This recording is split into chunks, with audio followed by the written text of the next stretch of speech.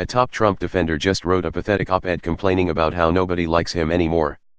At least some people are following Representative Maxine Waters, DCA, advice to continue the public pressure on associates of President Trump as a way to protest the separation of immigrant families.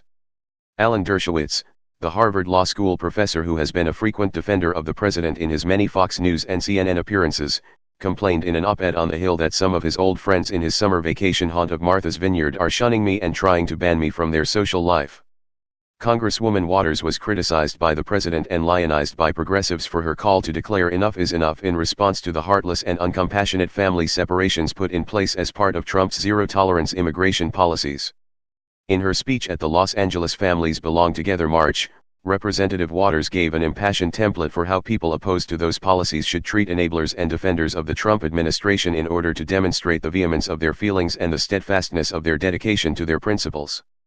Let's make sure we show up wherever we have to show up, and if you see anybody from that cabinet in a restaurant, in a department store, at a gasoline station, you get out and you create a crowd and you push back on them and you tell them they're not welcome anymore, anywhere.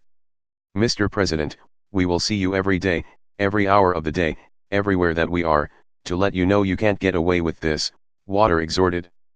Enough of Dershowitz's acquaintances followed Representative Waters' advice that the Trump apologist attorney was motivated to pen an entire essay attacking Waters for ruining his entitled social life while children remain locked in detention crying for their mothers.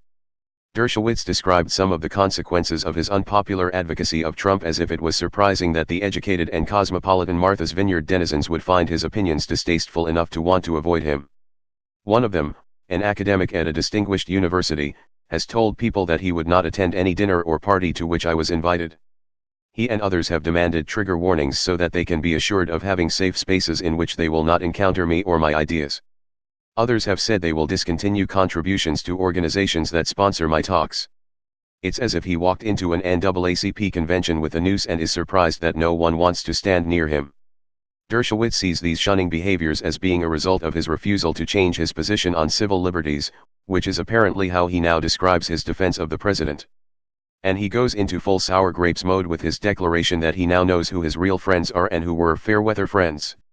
From a personal point of view, I could not care less about being shunned by people whose views regarding dialogue I do not respect, Dershowitz claims while penning an 820-word article on the subject. Mr. Dershowitz concludes his Jeremiad by lamenting our growing intolerance toward opposing views. While he at least acknowledges that President Trump bears some responsibility for the divisiveness in the country, he singles out Congresswoman Waters as both the symptom and the cause of the divisiveness in this country.